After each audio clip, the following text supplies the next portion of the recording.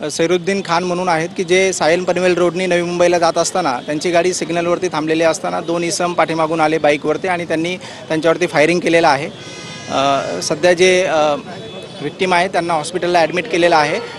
आम्ही आरोपीच्या शोधासाठी एकूण 5 तपास पथकं तयार करण्यात आलेले आहेत। गुन्हा दाखल करण्याचं काम चालू आहे।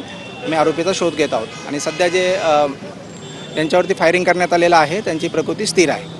आपल्यासोबत बोलण्यासाठी खासदार वर्षा गायकवाड जे आहेत, एक धक्कादायक घटना घडलेली आहे चेंबूरमध्ये। भर वस्तीमध्ये आजूबाजूला वस्ती आहे, हॉटेल्स आहेत आणि धक्कादायक घटना घडली, काय सांगा? नाही, बिलकुल भर वस्तीमध्ये संध्याकाळी 9, 9:30ला 9:45ला ही घटना घडते आणि आजूबाजूला रहदारी आहे, गाड्या चालत आणि सिग्नलवर गोळीबार होतो पाठलाग करून। म्हणजे अशा तऱ्हेने जर होत असेल तर भर रस्त्यामध्ये म्हणजे मुंबईमध्ये आता भायखळ्यामध्ये रस्त्यामध्ये नेते सुरक्षित नाही आहेत आणि मुंबई पोलीस करतायत काय?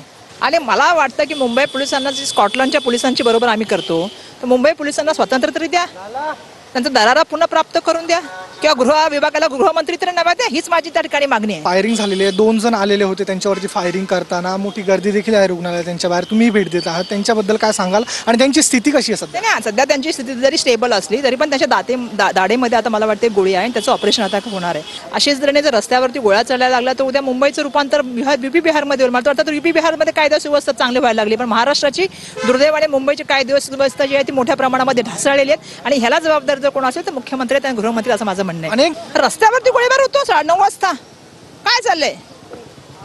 म्हणजे पाठलाग करून आणि त्यात गोळीच्या फेरी झाडल्या जातात आणि पोलीस काय करतात? पोलिसांकडे एवढे पण खबर नाही, चेक केलं पाहिजे। पर्सन जितेंद्र सह मी होती, गणक वार, T9 मराठी, मुंबई।